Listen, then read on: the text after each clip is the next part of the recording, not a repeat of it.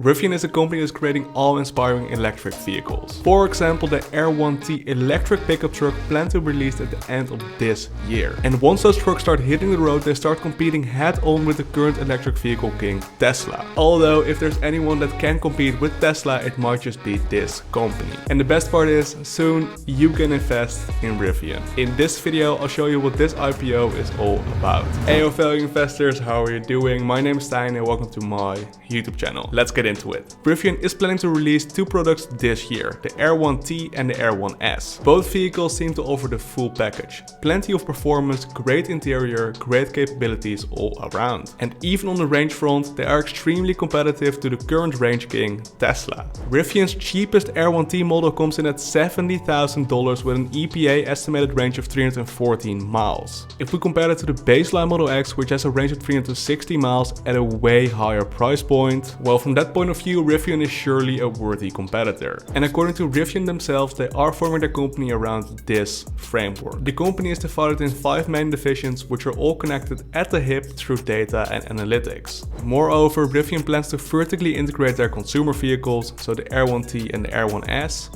with their planned commercial vehicles. That is, to lower cost, increase efficiency, etc. And that sounds like a pretty good idea. The more vehicles that can share the same parts or can share the same overhead costs, well, the higher your margins will be in the end. And high operating as well as high net margins should be the goal of an investment like this. By the way, the e-commerce giant Amazon and Rivian have a pretty extensive partnership, from which they are currently testing multiple electric delivery vehicles in different large cities in the US. It is for sure interesting to see what this partnership will develop into in the future. Also, good to note, Rivian plans to IPO at a valuation of $80 billion.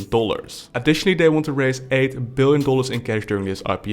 More on this later. From Rivian's S1 filing, which is the filing a company needs to do to go public in the US, we now have quite an extensive view into their financials. For example, we now know they have $4.6 billion in assets and just $742 million in liabilities, which sounds like a very healthy ratio for sure. Except for the fact that Rivian is planning to spend $8 billion in capital expenditures from now until the end of 2023. Therefore, from Rivian's financials, we know Rivian needs to raise the capital. If they aren't able to raise that $8 billion in cash, well, that would mean no more expansion. See, a company can raise capital or cash in a couple of different ways. First, they can of course go into debt, but companies often don't like to take on too much debt, logically because that would be a burden for years to come. One of the other popular ways of raising capital is by selling shares. Rivian can sell a certain percentage of the company to the public and gain the capital in that way. In the end, the public will then be a part owner of the business. As a company, this is almost a free way of increasing your cash position. However, as a shareholder, the selling and creation of shares can suck at times. In short, Rivian looks to list on one of the major US stock exchanges. And in doing so, they plan to sell a certain percentage of their company to the public. All this to gain more capital or cash for their business. As of right now, we don't know much about the specifics of the Rivian IPO just yet. We are awaiting a specific date, the actual share price they will list at, etc, etc. Like I stated earlier, Rivian plans to IPO at an $80 billion valuation. To get a feel for that number, I think we should compare Rivian to some of the other car manufacturers. So we will be comparing Rivian to Ford, GM and Tesla. Compared on a car sold in 2020 basis, we can see that GM has sold the most cars by far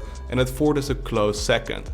Tesla is nowhere close in 2020 and Rivian hasn't sold a single car thus far. Market cap wise, however, Rivian will be bigger than both GM and Ford without having sold a single car thus far. Of course, Tesla is soaring at an insane valuation as is, but that is because there's a lot of growth baked into the share price of Tesla. Additionally, Tesla is becoming way more than just a car company. They've got the energy business, they are working on full self-driving, etc, etc. Although both Rivian's and Tesla's valuation are crazy in my opinion. Of course, we need to understand that growth is a huge part of valuations. Ford and GM are declining in cars sold, margins, net income, etc.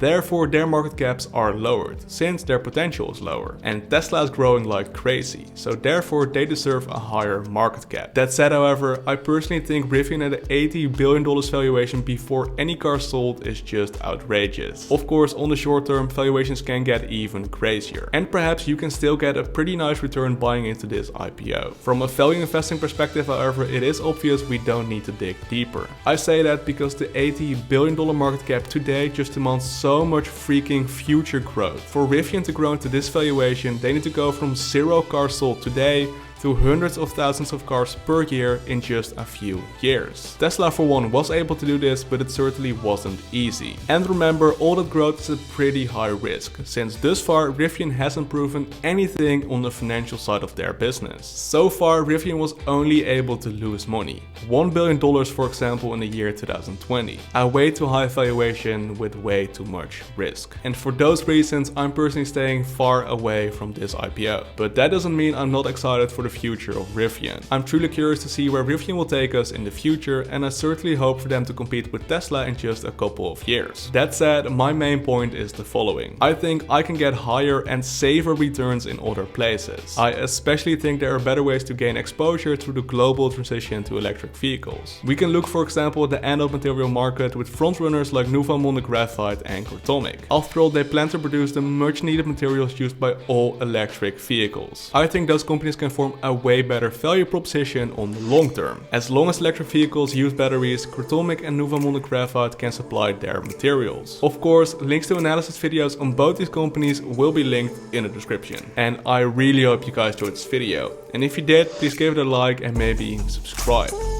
Comment down below what you want to talk about next, and I'll see you guys in the next one. Peace.